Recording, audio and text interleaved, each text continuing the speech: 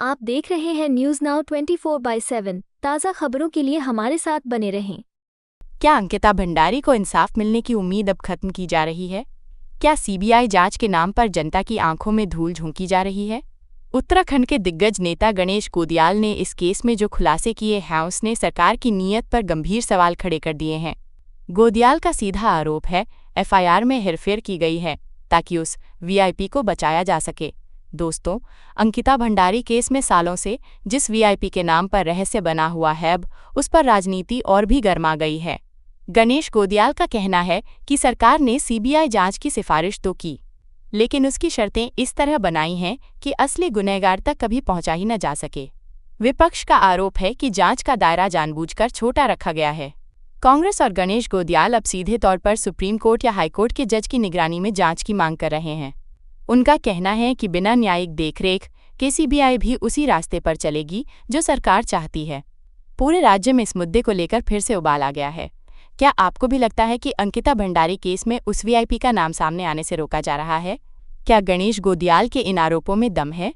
अपनी राय comment section में ज़रूर बताएं और अंकिता को इंसाफ दिलाने के लिए इस वीडियो को शेयर करें।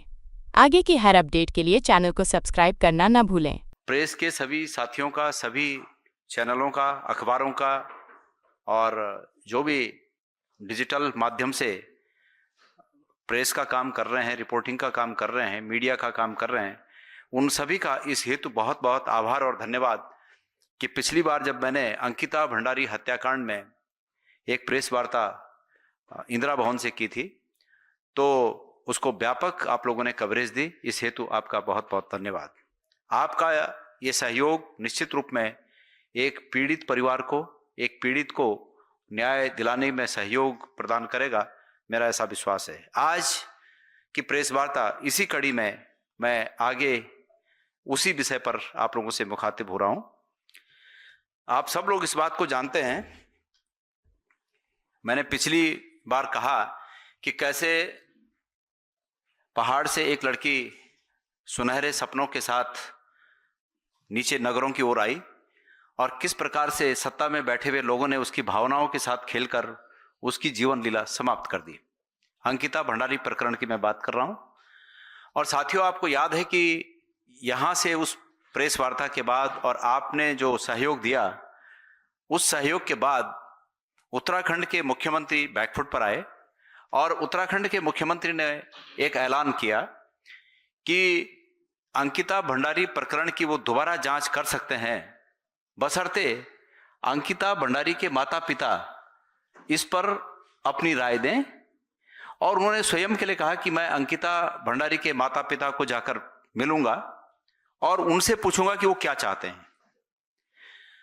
और मुख्यमंत्री जी के इस कथन का हम सब ने कहा कि अच्छी बात है, देर से ही सही, 3 साल बाद ही सही, मुख्यमंत्री ने शायद ये ठाना है कि इसकी हम जांच करेंगे। हमने इंतजार किया।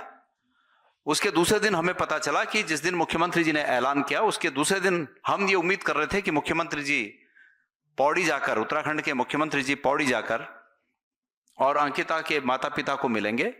लेकिन मुख्यमंत्री जी ने प्रशासनिक अधिकारियों के माध्यम से, जिले के प्रशासनिक अधिकारियों के माध्यम से उनको देहरादून बुलाया और देहरादून में मुख्यमंत्री जी ने उनसे भेंट की। जब देहरादून में भेंट की तो उन्होंने पूछा होगा अंकिता भंडारी के माता पिता से कि आप क्या चाहते हैं। तो उन्होंने एक कागज लिख के दिया, जिस कागज में स्पष्ट रूप से उन्होंने ये लिखा कि हम ये चाहते हैं कि अंकिता भंडारी के हत्यारों को सजा मिले, फांसी हो, और जो तथाकथित वीआईपी है वो वीआईपी का नाम उजागर हो और उस वीआईपी को भी सजा मिले। बहुत स्पष्ट रूप से लिखा हुआ है। चूंकि मुख्यमंत्री जी इस बात का पहले ऐलान कर चुके थे कि हम उनके मन माफिक, यानी जो वो चाहेंगे उसके अनुरूप आगे कार्रवाई करेंगे, और उन्होंने ये लिख दिया कि हम क्या कार्रवाई चाहते हैं।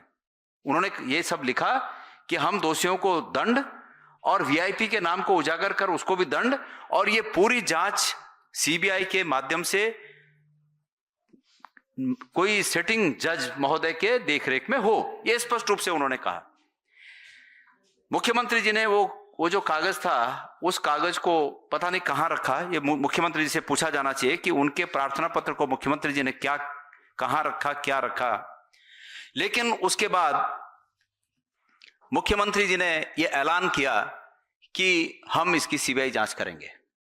और निश्चित रूप में जो स्वाभाविक था कि अंकिता भंडारी हत्याकांड में अब जो कंप्लेनर है, जो पीड़ित पक्ष है, वो उसके माता पिता हैं, तो उसके माता पिता के प्रार्थना पत्र को आधार बनाकर सीबीआई जांच की संस्तुति की जानी थी। ये स्वाभाविक है, सबने यही समझा। लेकिन इस दौरान एक घटनाक्रम यह हुआ कि मुख्यमंत्री जी ने सीबीआई जांच के जो आदेश देने थे उससे पहले एक एफआईआर दर्ज होती है किसी अन्य व्यक्ति के द्वारा, किसी थाने में एफआईआर दर्ज होती है और उस एफआईआर के आधार पर सीबीआई जांच की बात की जाती है कि हम उस एफआईआर के आधार पर सीबीआई जांच करेंगे। फिर एक बार यह संदेह पैदा हुआ कि उत्तराखंड की सरकार और मुख्यमंत्री पुष्कर सिंह धामी अंकिता भंडारी हत्याकांड की जांच को सीबीआई को सीधे सीधे सौंपने, पारदर्शी तौर पर इस जांच को सौंपने के बजाय इसमें कुछ न कुछ तिकड़म फिर भिड़ा रहे हैं, क्योंकि तीसरे पक्ष से एक एफआईआर दर्ज हुई और उस पक्ष की एफआईआर को आधार बनाकर जांच का आधार बनाए जाने की बात कही गई। अब आज की स्थिति यह है, आज करीब 15-17 दिन बीत जाने के बाद, मुख्यमंत्री जी के ऐलान के बाद 15-17 दिन बीत जाने के बाद यह स्पष्ट नहीं है कि उत्तराखंड की सरकार ने सीबीआई जांच की संस्तुति की है कि नहीं की है। क्यों? क्योंकि इसको कोई नोटिफिकेशन पब्लिक डोमेन में नहीं आया, कोई बात पब्लिक डोमेन में, उनका जो सीबीआई को जो प्रतिवेदन भेजा जाता है सरकार के द्वारा वो पब्लिक डोमेन में नहीं आया। मैंने कई बार देहरादून में प्रेस वार्ता आयोजित करके इस बात को मुख्यमंत्री से पूछा है कि मुख्यमंत्री ने जो ऐलान किया था कि हम इसकी सीबीआई जांच करेंगे उसको सार्वजनिक करें कि उन्होंने किया कि नहीं किया। लेकिन अभी तक मुख्यमंत्री जी ने हमारे प्रश्नों का उत्तर देना उचित नहीं समझा, उत्तराखंड की सरकार ने हमारे प्रश्नों का उत्तर देना उचित नहीं समझा। पब्लिक डोमेन में जो प्रतिवेदन सीबीआई को भेजा जाना चाहिए था उसको सार्वजनिक नहीं किया। हम ये भी जानना चाहते हैं कि जो उसमें टर्म्स ऑफ रेफरेंस हैं, अगर भेजा है तो वो प्रतिवेदन अगर भेजा है तो उसमें टर्म्स ऑफ रेफरेंस क्या हैं, उनको सार्वजनिक किया जाना चाहिए। बहरहाल कोशिश, जो मुझे पता चला अनऑफिशियली जो कोशिश है सरकार की, वो कोशिश ये है कि एक हाइपोथेटिकल सिचुएशन पे जांच बिठा दी जाए। और हाइपोथेटिकल सिचुएशन क्या थी कि ये जो नई एफआईआर हुई है उसके आधार पर केस को इस तरह बनाया जाए कि क्या कोई वीआईपी था। स्पष्ट रूप से यह हाइपोथेटिकल जो सिचुएशन है उसकी जांच करने का जो मकसद है वो जांच को भटकाना है, क्योंकि हाइपोथेटिकल इसलिए है ये सिचुएशन कि क्या था, ये हाइपोथेटिकल है लेकिन वीआईपी था, ये यथार्थ है। जांच यथार्थ की होनी चाहिए कि इस केस में ये जो कुछ हुआ किसी वीआईपी के लिए एक लड़की की जान ली गई, ये स्पष्ट है। तो जांच इस पर होनी चाहिए थी। जब हमने ये बात कही तो सरकार ने कदम पीछे खींच दिया और आज तक इस बात का पता नहीं चल पाया कि इस जांच को सरकार ने आगे सीबीआई को बढ़ाया, नहीं बढ़ाया, और सीबीआई ने भी इसको एंडोर्स नहीं किया। सीबीआई ने भी कहीं नहीं कहा कि अभी तक उनको सरकार की ओर से इस प्रकार का कोई प्रतिवेदन प्राप्त हुआ है या नहीं हुआ है। तो इसलिए उत्तराखंड जानना चाहता है। मैं दिल्ली में इस प्रेस को इसलिए कर रहा हूं इस प्रेस को कि आप लोगों के माध्यम से जो सरकार इतना, आप लोगों के सहयोग से सरकार इतना बैकफुट पर आई थी कि वो सीबीआई जांच का ऐलान की, उसके बाद उस बात को फिर भुलाने की कोशिश कर रही है ये सरकार कि भाई सीबीआई जांच के लिए उन्होंने प्रतिवेदन दिया या नहीं दिया। तो एक तो ये बात है। दूसरा एक और मामला इसी प्रकरण में सामने आया है। इस केस में मैं समझता हूं कि आपराधिक इतिहास में एक पहला केस है कि आरोपी कह रहा है कि भाई मेरा नार्को टेस्ट हो, और सरकार न्यायालय में उस नार्को टेस्ट का विरोध कर रही है कि नहीं, आरोपी का नार्को टेस्ट नहीं होना चाहिए। मेरे पास ये कागजात जो हैं ये न्यायालय की प्रोसीडिंग के उस समय के कागजात हैं जो किसी व्यक्ति ने सूचना अधिकार के तहत लिए होंगे। इसमें ये मामला सामने आया है, जब इसकी स्टडी की गई तो ये मामला सामने आया कि विवेचना के दौरान न्यायालय में जब ये केस चल रहा था, इसके दौरान जो आरोपी हैं उन आरोपियों ने कहा कि भाई उनका नार्को टेस्ट किया जाए, क्योंकि अगर पहले तो पुलिस फोर्स, मतलब जो अभियोजक पक्ष होता है वो खुद ही भाई कोशिश करता है कि इसका नार्को टेस्ट हो, लेकिन सरकार के द्वारा, मतलब इसमें सरकार बनाम अभियुक्त है मामला, तो सरकार के द्वारा न्यायालय में ये दलीलें दी गई इसके हिसाब से कि साहब आरोपी जो कि करीब स्पष्ट है कि ये आरोपी हैं, अपराधी हैं, ये अपराध में संलिप्त हैं, इसलिए ये नार्को टेस्ट इसलिए करना चाहते हैं कि ये जांच को भटकाने की कोशिश कर रहे हैं, इसलिए इनका नार्को टेस्ट नहीं होना चाहिए। ये कौन कह रहा है? सरकारी पक्ष कह रहा है, सरकार कह रही है। इससे ये प्रतीत होता है कि सरकार को यह डर था कि इस संभावित नार्को टेस्ट से कुछ और राज खुल सकते हैं, और यकीनन उनका यह विश्वास था, सरकार का यह विश्वास था कि इस नार्को टेस्ट से उनके नेताओं के नाम खुल सकते हैं। इसलिए अभियोजक पक्ष ने, सरकारी पक्ष ने यह नार्को टेस्ट नहीं होने दिया। इसके प्रमाण हैं, ये आपराधिक इतिहास में मैं समझता हूं कि रेयर केस होंगे ऐसे कि जो वो लोग कह रहे हैं कि हमारा करो नार्को टेस्ट, और ये जरूर है कि उन्होंने कुछ क्वेश्चन दिए थे कि इन क्वेश्चनों पे हमारा नार्को टेस्ट किया जाए, लेकिन पुलिस को और जो जांच एजेंसी है उनको तो ये करना चाहिए था कि समग्र बिंदुओं पर उनका नार्को टेस्ट हो और रिकॉर्डिंग हो, वीडियो रिकॉर्डिंग हो, क्या बोल रहे हैं वो न्यायालय के सामने आए। लेकिन सरकारी पक्ष ने इसका जमकर विरोध किया और उनका नार्को टेस्ट नहीं हो पाया। मैं ये कह रहा हूं कि कदम कदम पर सरकार इस जांच को भटकाने का काम कर रही है।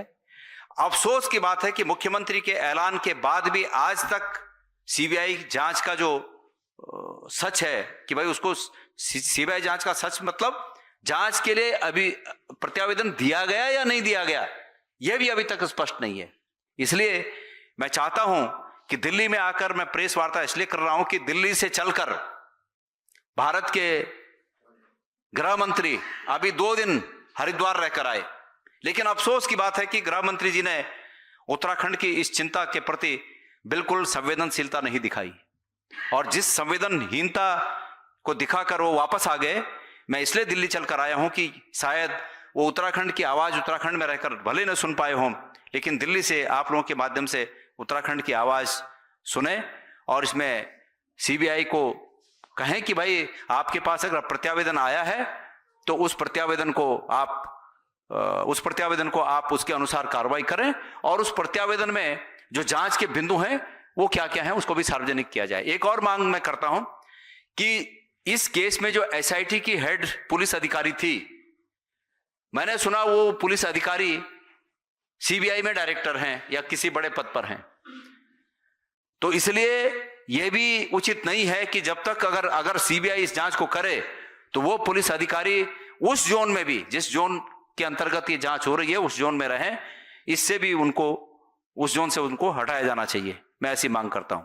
इसके अलावा प्रदेश में कानून और व्यवस्था की स्थिति के बारे में आप सब लोग अच्छी तरह वाकिफ हैं, और मुख्यमंत्री जी के